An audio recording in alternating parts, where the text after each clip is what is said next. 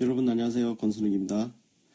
오늘은 조국 민정수석에 대한 어떤 그 책임론이 야당하고 언론에서 막 쏟아져 나오는데요.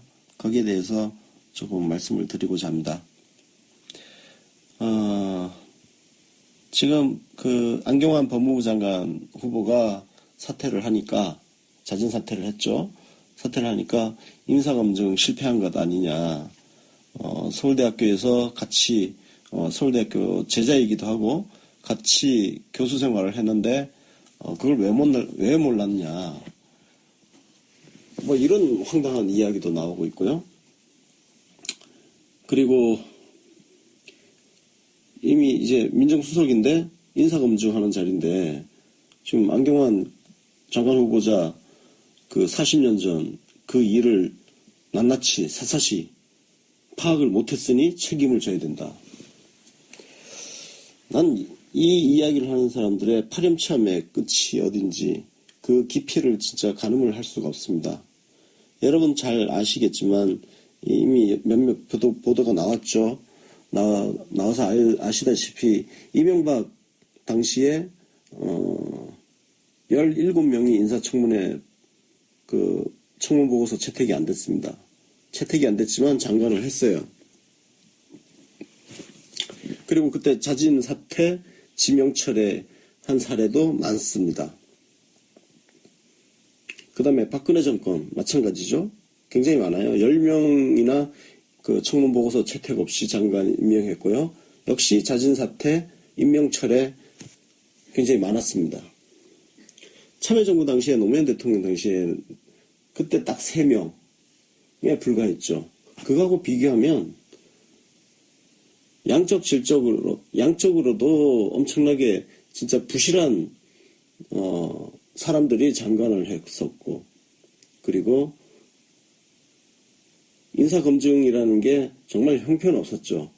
그런데 그 인사검증을 가지고 민정수석 책임론을 이야기한 거는 생소하죠. 예, 진짜 생소합니다. 그래서 저는 이걸 보면서 지금 문재인 대통령이 얼마나 잘하면, 얼마나 잘하고 있는지 도대체 물어뜯을 게 없어가지고, 아이고, 오랜만에 무슨 그 뼈다귀 하나 받아문, 동네 개새끼들처럼 그 뼈 하나 지금 물고 빨고 지금 지랄 발광하고 있는 것 같아요. 민정수석 책임론, 이 낯선 단어를 굉장히 꺼낸 것 자체도 굉장히 창조적이다. 야당질 하기 진짜 힘들구나, 니들. 응?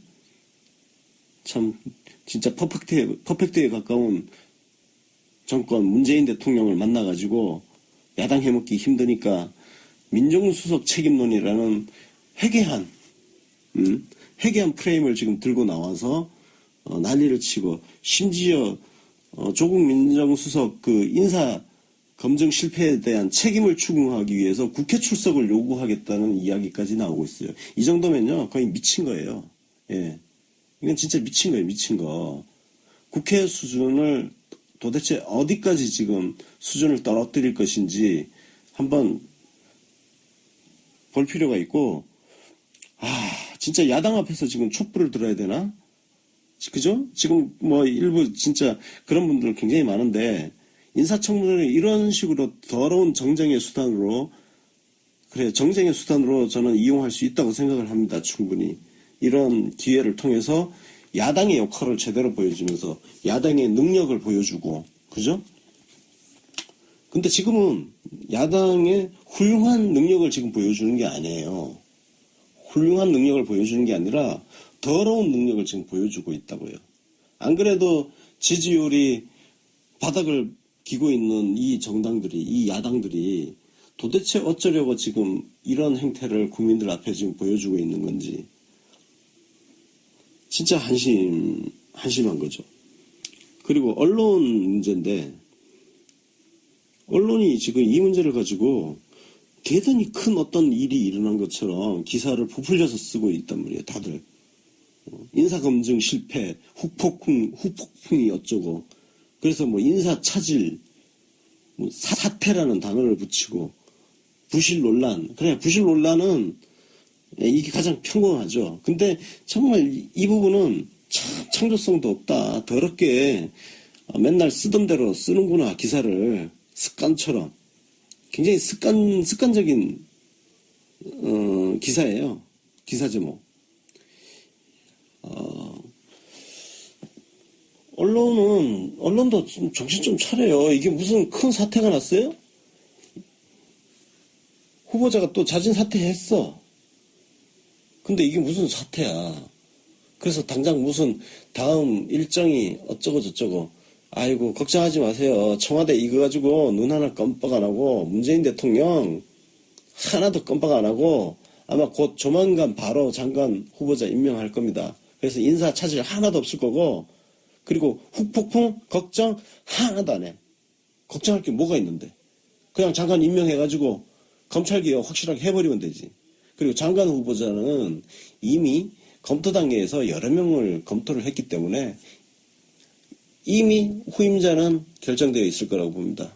예, 후임자는 이미 어느 정도 지금 결정되어 있을 거라 보고 있고요.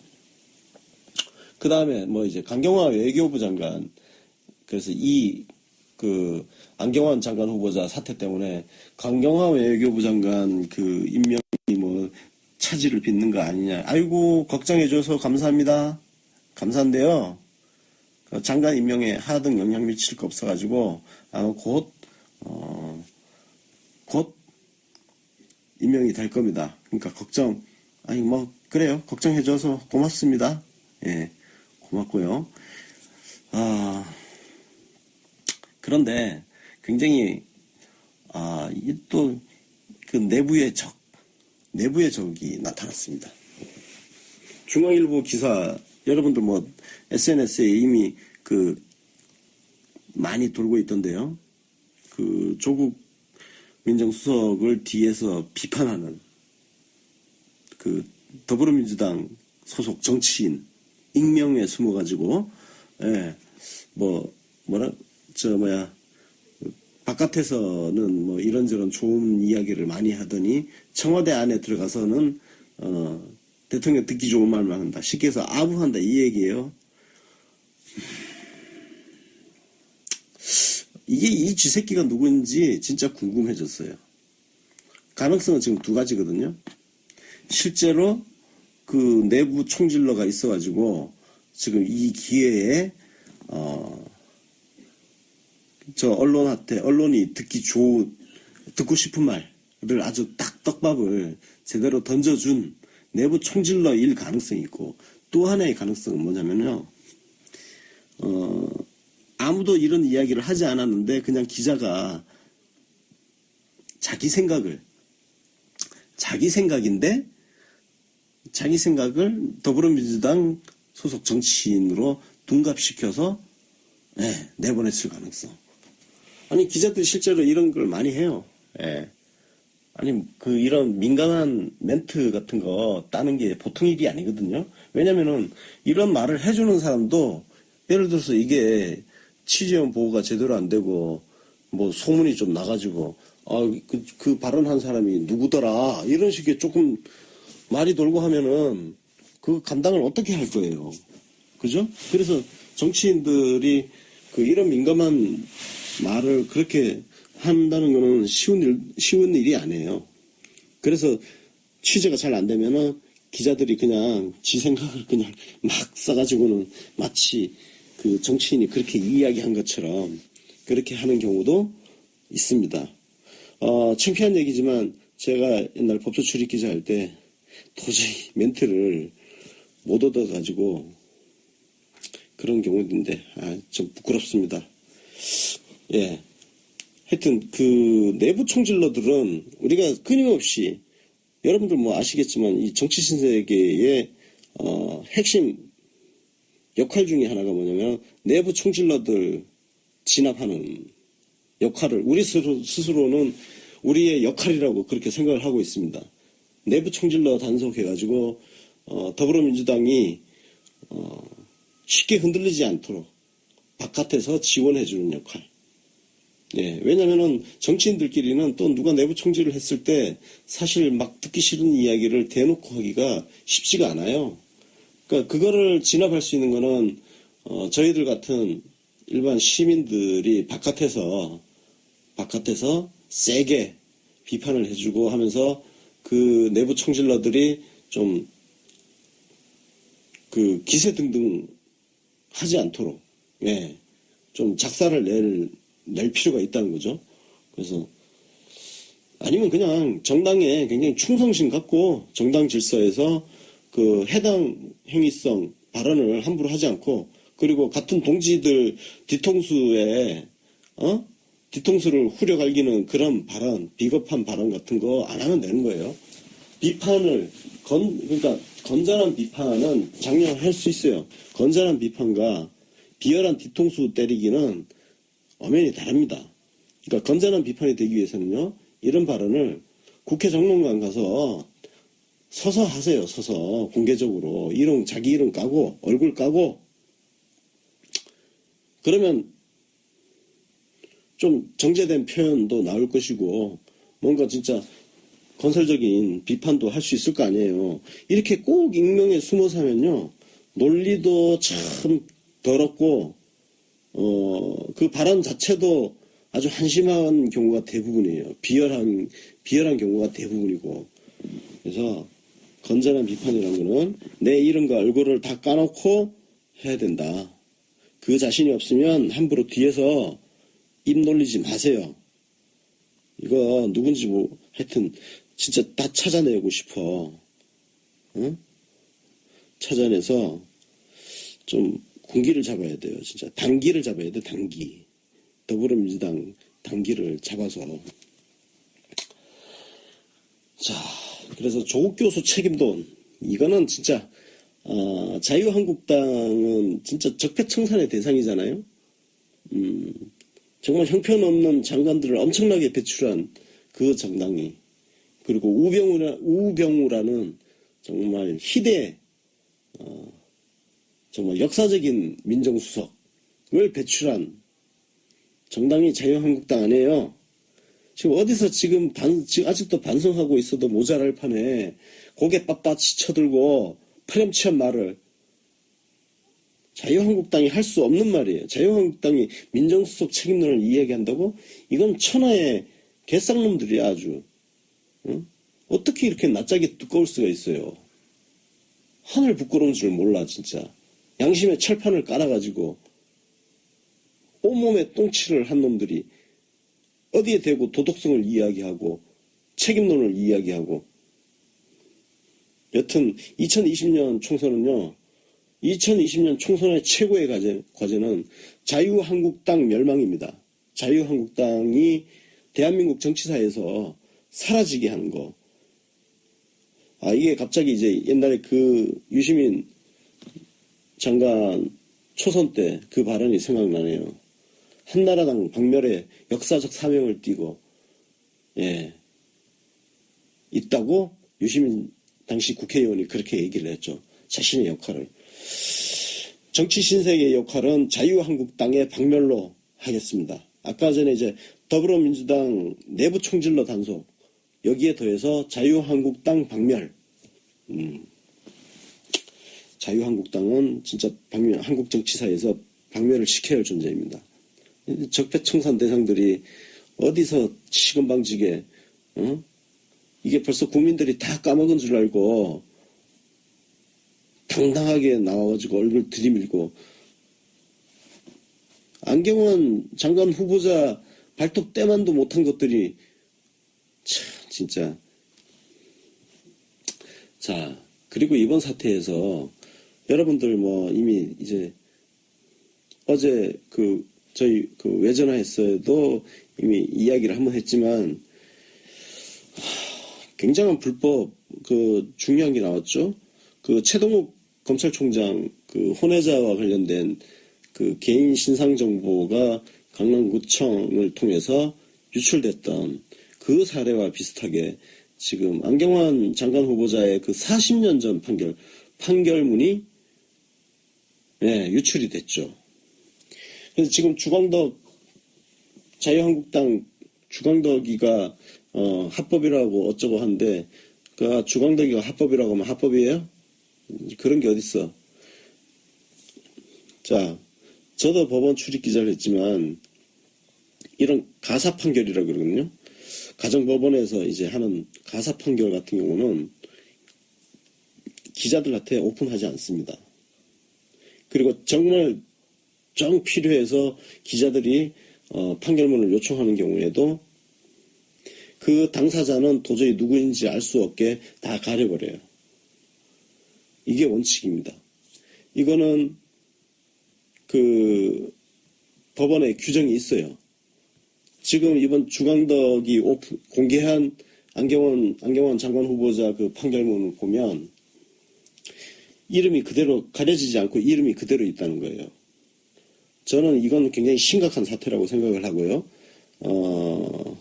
이 자료를 주광덕 쪽에다가 유출한 법원 내부 인물들이 누구인지 그리고 그 결제 라인의 최종 책임자까지가 누구 있는지 이걸 정말 철저하게 진상조사를 해가지고 대법원이 빨리 해명을 내놔야 된다고 생각을 합니다. 법원 행정처죠. 법원 행정처가 조속한 시일 내에 이 경위에 대해서 해명을 해야 할 것이고 관련자들은 문책 거기에 더 나아가서 형사처벌 조치까지 해야 된다고 저는 생각을 합니다. 개인의 사생활이 보호받지 못하는 나라는 건강한 나라라고 할 수 없습니다. 왜 우리가 그 타인의 사생활을까지 그렇게 알아야 됩니까? 공직자라서 공직자면 그러면 사생활 보호가 전혀 필요하지 않다는 이야기입니까? 저는 자유주의자로서요. 개인의 사생활은 어떤 형태로도 보호가 되어야 된다고 생각을 합니다. 그것이 타인에게 피해를 끼친 범죄 행위라든지 이런 경우를 제외하고는 개인의 사생활은 보호가 되어야 된다. 그리고 40년 전 판결문을 얻어낸다는 것은 이게 보통 일이 아니에요. 굉장히 저는 이 자료 유출에 협조해주는 법원 공무원들이 대단히 성실한 사람들이구나. 굉장히 성실한 사람들이구나. 그런 생각을 해봤습니다. 왜 성실한지를, 왜 그렇게 성실했는지 굉장히 궁금해져요. 그래서 어쨌든 이 부분은 그 불법성, 그 판결문 유출의 불법성에 대해서는요, 여러분들 저희 UBC 홈페이지에 오시면, 그 www.newbc.kr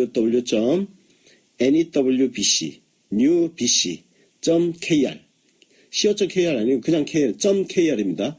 ubc.kr로 오시면 최재원 변호사가 쓴 칼럼이 있습니다. 이미 한 8만 명이 보셨는데요.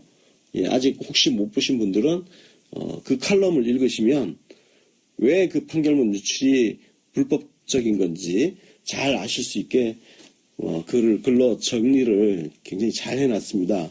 그러니까 그걸 참고해서 보시면 많은 도움이 될 것 같습니다.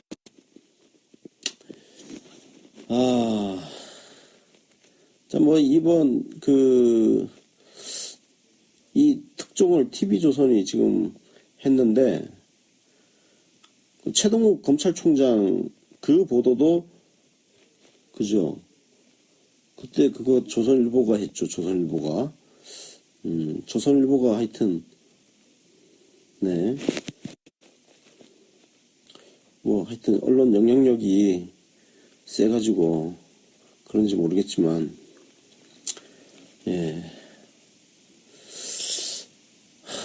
빨대가 참 주광덕이가 빨대지만 자 어쨌든 저는 지금 이번 사태를 보면서 혹시라도 그 40년 전에 안경환 그 27살의 치기 어린 좀 잘못된 왜곡된 그 사랑 왜곡된 사랑을 했던 안경환이라는 청년 젊은 사람에게 피해를 당한 그분이 혹시라도 언론에 노출될까봐 굉장히 걱정이 되고 있습니다. 왜냐하면 지금 언론들이 왜 지금 조국 민정수석 책임론 이야기하는 게 왜 그런 시시콜콜한 사생활까지 다 못 파헤쳤냐 이 얘기거든요. 그걸 다 파헤치려면 결국은 그 40년 전에 안경환 후보자한테 피해를 입었던 그분을 찾아내서 취재를 해야 된다는 얘기예요. 지금 야당과 언론이 하는 소리가 바로 그런 굉장히 야만적이고 폭력적인 그 이야기를 하고 있다고요. 지금 2차 피해자를 지금 만들자는 거예요. 그걸 안 했다고 부실검증 책임을 물어야 된다. 이 논리거든요. 여러분들 납득이 가십니까? 이게 납득이 안 되는 거죠. 예, 납득이 안 됩니다. 그래서 그 부실검증 사생활, 특히 사생활 우리가 양보할 수 없는 가치다. 자유를 누려야 할 민주주의 국가에서 사생활은 어떤 형태로든 보호가 되어야 된다. 제 개인의 소신입니다. 저는 평등이라는 가치는 자유 앞에서 저는 개인적으로 그렇습니다. 자유를 포기한 평등은 저는 원하지 않아요. 개인적으로. 그런 세상에 살고 싶지도 않고. 그래서 그런 측면에서 우리 개인의 사생활에 대해서 이 보도를 하는 부분, 특히 연예 뉴스, 그 찌라시 같은 거, 그 연예인들의 사생활이 일거수일투족 보도되는 거에 대해서 저는 굉장히 좀 불편합니다. 그리고 그런 보도가 소비가 굉장히 많이 되고 있는, 우리 옛날에 그 미장원을 가면 그 동네 아줌마들 모여가지고 그 여성지, 그죠? 여성지가 많았잖아요. 미장원을 가면 여성지에 그런 갖가지 이제 뒷이야기들, 루머 이런 것들 막 실려 나오고 아줌마들 사이에서 막 그런 이야기 막 돌고. 자, 아저씨들은 그 옛날에는 그 찌라시 있잖아요. 찌라시 보면 예를 들어서 스폰서 연예인 해가지고 A급 A급 같은 경우는 예를 들어서 이런 거죠. 월 몇천만 원. B급 하면은 월 1000, C급 월 800, 500 이런 식으로 예. 해가지고 그 명단 같은 것들이 쭉 연예인 명단이 작성이 돼서 막 돌아다니고 그거 가지고 궁시렁 사랑설레 하면서 참 뭘 좀 많이 안다는 듯이 결국 이제 아는 체 하기 좋아하는 사람들이 말을 만들어내기도 하고, 물론 그 가운데 일부는 또 사실이 또 담겨 있을 수 있습니다. 근데 그 찌라시라는 게 보통 결국은 그 최초 생산지는 가장 가까이 있는 사람들이고 기자들이 많이 연루되어 있죠. 사실은 찌라시 같은 경우는. 제가 그 찌라시 이야기를 하면 말씀드리면, 제가 옛날 그 기자 어릴 때, 병아리 때 정보보고를 하나 했어요. 근데 사실 그 정보보고도 저도 얻어들은 거거든요. 어떤 연예인에 대한 정보보고인데 그걸 내부 게시판에, 내부 이제 사내 인트라넷, 그 내부인만 볼 수 있는 인트라넷에 올렸는데, 헐, 그게 며칠 뒤에 그야말로 찌라시, 토시 하나 안 바뀌고 제가 올린 그 원문 그대로, 그러니까 낱말 배치 구조까지 똑같아요. 그게 그대로 올라와 있더라고요. 제가 그때 정말 무서웠습니다. 야, 이게 내부에서 우리 정보 보고를 다른 누군가 기자가 외부에다가 팔고 있구나. 그 돈 받고 파는 거거든요. 네, 돈 받고 팔고 그런 게 있었어요. 요즘은 어떤지 모르겠어요. 요즘 그 찌라시 생산할 때 어떤 대가를 받고 어떻게 하는지는 저도 잘 몰라요. 모르는데 그렇게 여튼 찌라시 업체에다가 그 정보 제공해주고 돈 받고 하는 기자들이 좀 있었습니다. 스파이 짓을 하는 거죠. 스파이 짓을 하는 건데, 그때 제가 내부에다가 엄청나게 문제 제기를 하고, 돌아보면 저도 그런 데 일조를 했던 거죠. 네. 그 타인의 사생활에 대해서 내가 직접 취재한 것도 아니고 내가 직접 아는 것도 아니고 전해 들은 거를 그렇게 또 옮겼더니 그게 찌라시에 그대로 나오고 그러면 얼마나 더 많은 사람들이 그 내용을 알게 됐겠습니까? 그래서 저는 어떤 형태로든 이런 타인의 사생활에 대해서 이러쿵저러쿵 하는 이 문화는 우리가 자꾸 좀 외면을 해주어 가면서 해야 되는데 참 그게 인간의 본성하고 잘 안 맞는 것 같아요. 그죠? 예. 몇 사람은 모여도 그 자리에 없는 사람 뒷담화 까는 게 술안주잖아요, 원래. 예. 뒷담화가 제일 재밌잖아요. 그래, 그 문제는 그 과정에서 전혀 확인되지 않은, 본인한테 확인되지 않은 이야기를 마치 사실처럼 막 떠들어요. 근데 제가 살아보니까 기자들이 그런 걸 제일 잘하더라고. 아니, 원래 기자란 직업이, 사실 확인이 습관이 되어야 되는데, 사실 확인 같은 거 안 하고, 소설 잘 쓰는 애들이 하여튼 모여 있어요. 뭐가 그렇게 말이 많은지, 나중에 이렇게 들어보면, 팩트 확인 하나도 안 하고 마치 팩트처럼 떠돌아다니는 사내 이야기, 뭐 사회 이야기, 별별 이야기들이 다 있어요. 그러니까 세상이 얼마나 이렇게 혼탁스러워집니까? 제가 격까지 좀 빠졌는데요. 예, 사생활 이야기 하다 보니까 이제 격까지 좀 빠졌는데 그 정도로 저는 이번 그 안경환 장관 후보자의 그 판결문 유출 사건을 심각하게 생각을 합니다. 예, 심각하게 생각하고 더불어민주당이 빨리 그 법률지원단 꾸려서 법원 내부의 조력자들을 엄단하는 쪽으로 빨리 갔으면 좋겠습니다. 자, 그다음 안경환 장관 후보자가 이제 자진 사퇴를 하니까 자, 그럼 검찰 개혁이 어떻게 될 거냐? 걱정할 거 하나도 없어요. 예, 저 박범계 의원도 있잖아요. 박범계 의원, 훌륭하신 분입니다. 예. 제 그 일화를 잠깐 말씀드리면, 제가 98년도, 제가 박범계 의원을 판사 시절이죠. 배석 판사 시절인데, 그때 처음 만난 게 아마 98년인가? 99년인가? 그때쯤이었는데요. 이분이 배석 판사 할 텐데 이분이 기자들한테 일종의 약간 싸가지 없는 판사.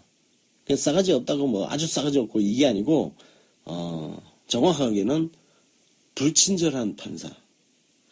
그러니까 기자들한테요 친절하지가 않아. 근데 저는 그게 정말 마음에 들더라고요. 그러니까 기자들한테 굽신거리고 막 쓸데없이 불필요하게 과도하게 겸손하고 이런 사람들은 저는 좋게 안 보여요. 그건 정치인도 마찬가지입니다. 정치인도,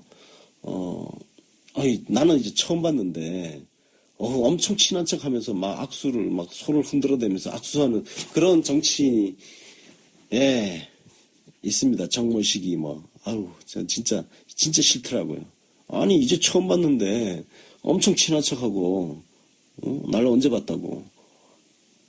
예. 사기꾼 같잖아요.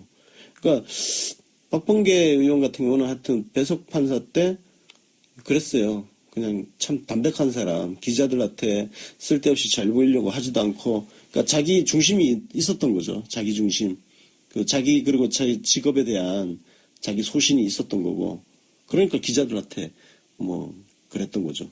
그 역시나 2002년도에 이 양반이 유시민 MBC 100분 토론 때려치고,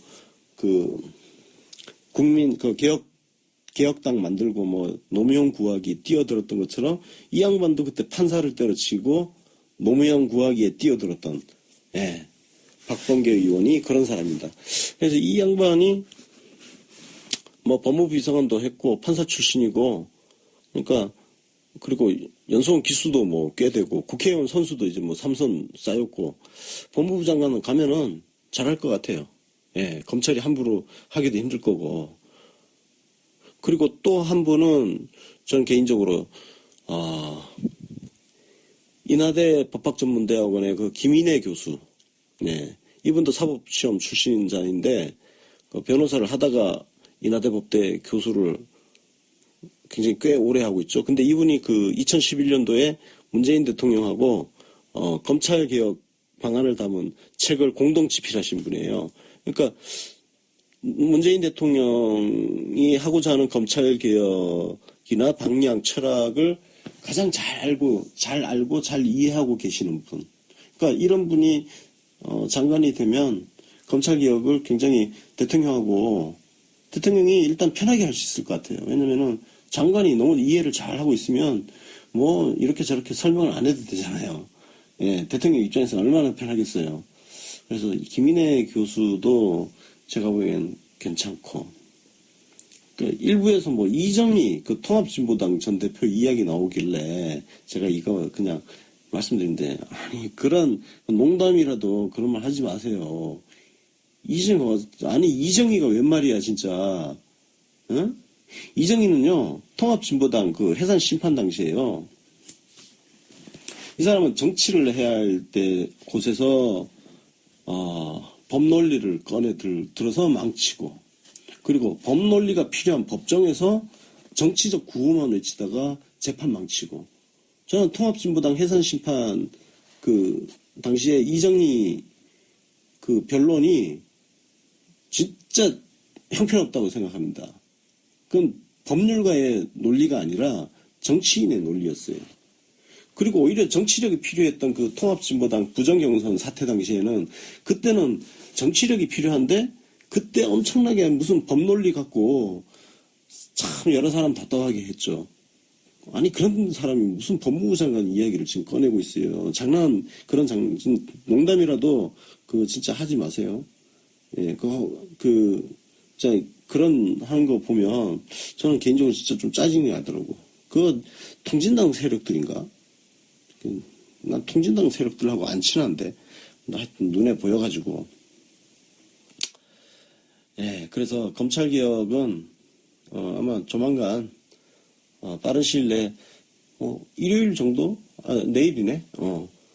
뭐 하여튼 곧 발표 날 거예요. 발표 나고, 예, 또 인사청문회 하고 장관 임명하고 하면 되죠 뭐. 그래서 검찰개혁도 별 문제 없을 것이다. 예, 걱정 안 해도 된다. 자,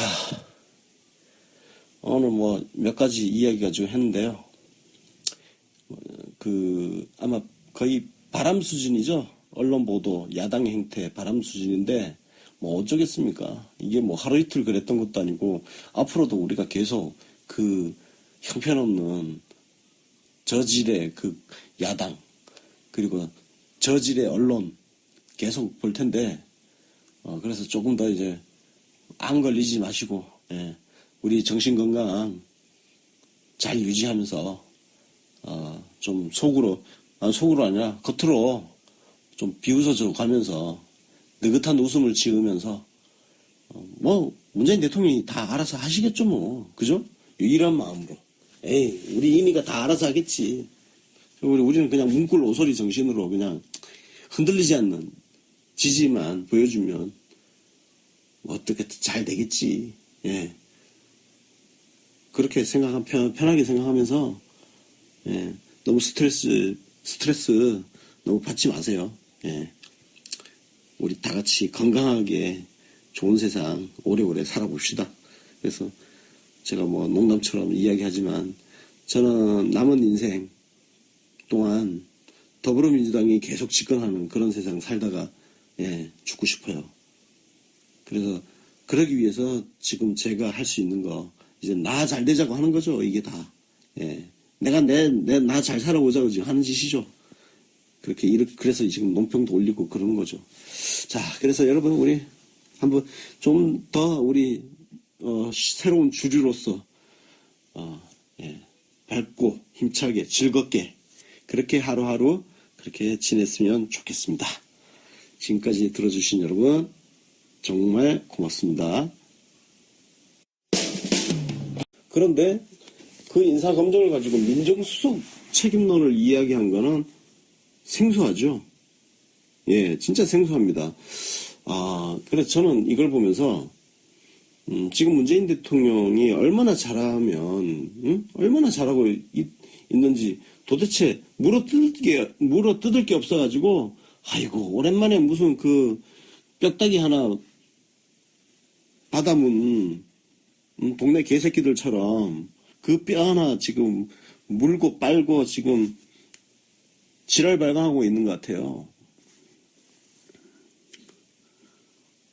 민정수석 책임론, 이 낯선 단어를 굉장히 꺼낸 것 자체도 굉장히 창조적이다. 야, 야당질 하기 진짜 힘들구나, 니들. 응? 참, 진짜 퍼펙트에 가까운 정권, 문재인 대통령을 만나가지고 야당 해먹기 힘드니까 민정수석 책임론이라는 회개한 프레임을 지금 들고 나와서 난리를 치고, 심지어 조국 민정수석 그 인사 검증 실패에 대한 책임을 추궁하기 위해서 국회 출석을 요구하겠다는 이야기까지 나오고 있어요. 이 정도면요 거의 미친 거예요. 예, 이건 진짜 미친 거예요. 미친 거. 국회 수준을 도대체 어디까지 지금 수준을 떨어뜨릴 것인지 한번 볼 필요가 있고, 진짜 야당 앞에서 지금 촛불을 들어야 되나? 그죠? 지금 뭐 일부 진짜 그런 분들 굉장히 많은데, 인사청문회를 이런 식으로 더러운 정쟁의 수단으로, 그래, 정쟁의 수단으로 저는 이용할 수 있다고 생각을 합니다. 충분히. 이런 기회를 통해서 야당의 역할을 제대로 보여주면서 야당의 능력을 보여주고, 그죠? 근데 지금은 야당의 훌륭한 능력을 지금 보여주는 게 아니에요. 훌륭한 능력을 보여주는 게 아니라 더러운 능력을 지금 보여주고 있다고요. 안 그래도 지지율이 바닥을 기고 있는 이 정당들이, 이 야당들이 도대체 그 정치인이 그렇게 이야기한 것처럼 그렇게 하는 경우도 있습니다. 창피한 얘기지만 제가 옛날 법조 출입 기자 할 때 도저히 멘트를 못 얻어가지고 그런 경우인데, 좀 부끄럽습니다. 예. 하여튼 그 내부 총질러들은 우리가 끊임없이, 여러분들 뭐 아시겠지만 이 정치 신세계의 핵심 역할 중에 하나가 뭐냐면 내부 총질러들 진압하는 역할을 우리 스스로는 우리의 역할이라고 그렇게 생각을 하고 있습니다. 내부 총질러 단속해가지고 더불어민주당이 쉽게 흔들리지 않도록 바깥에서 지원해주는 역할. 예, 왜냐면은 정치인들끼리는 또 누가 내부 총질을 했을 때 사실 막 듣기 싫은 이야기를 대놓고 하기가 쉽지가 않아요. 그러니까 그거를 진압할 수 있는 거는 저희들 같은 일반 시민들이 바깥에서 세게 비판을 해주고 하면서 그 내부 총질러들이 좀 그 기세 등등 하지 않도록, 예, 좀 작사를 낼 필요가 있다는 거죠. 그래서 아니면 그냥 정당에 굉장히 충성심 갖고 정당 질서에서 그 해당 행위성 발언을 함부로 하지 않고, 그리고 같은 동지들 뒤통수에 뒤통수를 후려갈기는 그런 발언, 비겁한 발언 같은 거 안 하면 되는 거예요. 비판을 그러니까 건전한 비판은 장려할 수 있어요. 건전한 비판과 비열한 뒤통수 때리기는 엄연히 다릅니다. 그러니까 건전한 비판이 되기 위해서는요, 이런 발언을 국회 정론관 가서 서서 하세요. 서서 공개적으로 자기 이름 까고 얼굴 까고, 그러면 좀 정제된 표현도 나올 것이고 뭔가 진짜 건설적인 비판도 할 수 있을 거 아니에요. 이렇게 꼭 익명에 숨어서 하면요, 논리도 참. 여러분 안녕하세요. 권순욱입니다. 오늘은 조국 민정수석에 대한 어떤 그 책임론이 야당하고 언론에서 막 쏟아져 나오는데요. 거기에 대해서 조금 말씀을 드리고자 합니다. 지금 그 안경환 법무부 장관 후보가 사퇴를 하니까, 자진 사퇴를 했죠. 사퇴를 하니까 인사검증 실패한 것 아니냐. 서울대학교에서 같이 서울대학교 제자이기도 하고 같이 교수 생활을 했는데 그걸 왜 몰랐냐. 뭐 이런 황당한 이야기도 나오고 있고요. 그리고 이미 이제 민정수석인데 인사검증하는 자리인데, 지금 안경환 장관 후보자 그 40년 전 그 일을 낱낱이 샅샅이 파악을 못했으니 책임을 져야 된다. 난 이 이야기를 하는 사람들의 파렴치함의 끝이 어딘지 그 깊이를 진짜 가늠을 할 수가 없습니다. 여러분 잘 아시겠지만 이미 몇몇 보도가 나왔죠. 나와서 아시다시피 이명박 당시에 17명이 인사청문회 그 청문 보고서 채택이 안 됐습니다. 채택이 안 됐지만 장관을 했어요. 그리고 그때 자진 사퇴, 지명 철회한 사례도 많습니다. 그 다음에 박근혜 정권 마찬가지죠. 굉장히 많아요. 10명이나 그 청문 보고서 채택 없이 장관 임명했고요. 역시 자진 사퇴, 임명 철회 굉장히 많았습니다.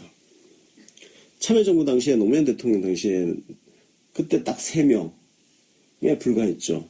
그거하고 비교하면 양적으로도 엄청나게 진짜 부실한 사람들이 장관을 했었고, 그리고 인사검증이라는 게 정말 형편없었죠. 좋습니다. 예, 고맙고요. 그런데 굉장히 또 그 내부의 적이 나타났습니다. 중앙일보 기사, 여러분들 뭐 SNS에 이미 그 많이 돌고 있던데요. 그 조국 민정수석을 뒤에서 비판하는 그 더불어민주당 소속 정치인 익명에 숨어가지고, 바깥에서는 뭐 이런저런 좋은 이야기를 많이 하더니 청와대 안에 들어가서는 대통령 듣기 좋은 말만 한다. 쉽게 해서 아부한다 이 얘기예요. 이게 이 쥐새끼가 누구인지 진짜 궁금해졌어요. 가능성은 지금 2가지거든요. 실제로 그 내부 총질러가 있어가지고 지금 이 기회에 언론이 듣고 싶은 말을 아주 딱 떡밥을 제대로 던져준 내부 총질러일 가능성이 있고, 또 하나의 가능성은 뭐냐면요. 아무도 이런 이야기를 하지 않았는데 그냥 기자가 자기 생각을 더불어민주당 소속 정치인으로 둔갑시켜서 내보냈을 가능성. 아니 기자들이 실제로 이런 걸 많이 해요. 아니 이런 민감한 멘트 같은 거 따는 게 보통 일이 아니거든요. 왜냐면은 이런 말을 해주는 사람도 예를 들어서 이게 취재원 보호가 제대로 안 되고 뭐 소문이 좀 나가지고 그 발언한 사람이 누구더라 이런 식의 조금 말이 돌고 하면은 그 감당을 어떻게 할 거예요. 그죠? 그래서 정치인들이 이런 민감한 말을 그렇게 한다는 거는 쉬운 일이 아니에요. 그래서 취재가 잘 안 되면은 기자들이 그냥 지 생각을 그냥 막 써가지고는 어쩌려고 지금 이런 행태를 국민들 앞에 지금 보여주고 있는 건지 진짜 한심한 거죠. 그리고 언론 문제인데, 언론이 지금 이 문제를 가지고 대단히 큰 어떤 일이 일어난 것처럼 기사를 부풀려서 쓰고 있단 말이에요. 다들 인사검증 실패, 후폭풍이 어쩌고, 그래서 뭐 인사차질, 사태라는 단어를 붙이고, 부실 논란. 그래, 부실 논란은 이게 가장 평범하죠. 근데 정말 이 부분은 참 창조성도 없다. 더럽게 맨날 쓰던 대로 쓰는구나, 기사를. 습관처럼. 굉장히 습관적인 기사예요. 기사 제목. 언론도 정신 좀 차려요. 이게 무슨 큰 사태가 났어요? 후보자가 또 자진 사퇴했어. 근데 이게 무슨 사태야. 그래서 당장 무슨 다음 일정이 어쩌고 저쩌고. 아이고 걱정하지 마세요. 청와대 이거 가지고 눈 하나 깜빡 안 하고 문재인 대통령 하나도 껌박 안 하고 아마 곧 조만간 바로 장관 후보자 임명할 겁니다. 그래서 인사 차질 하나도 없을 거고, 그리고 훅폭풍 걱정 하나도 안 해. 걱정할 게 뭐가 있는데. 그냥 장관 임명해가지고 검찰개혁 확실하게 해버리면 되지. 그리고 장관 후보자는 이미 검토 단계에서 여러 명을 검토를 했기 때문에 이미 후임자는 결정되어 있을 거라고 봅니다. 예, 후임자는 이미 어느 정도 지금 결정되어 있을 거라 보고 있고요. 그 다음에 뭐 이제 강경화 외교부 장관, 그래서 안경환 장관 후보자 사태 때문에 강경화 외교부 장관 그 임명이 뭐 차질을 빚는 거 아니냐. 아이고, 걱정해줘서 감사합니다. 감사한데요. 장관 임명에 하등 영향 미칠 거 없어가지고 아마 곧 임명이 될 겁니다. 그러니까 아니 뭐 그래요. 걱정해줘서 고맙습니다.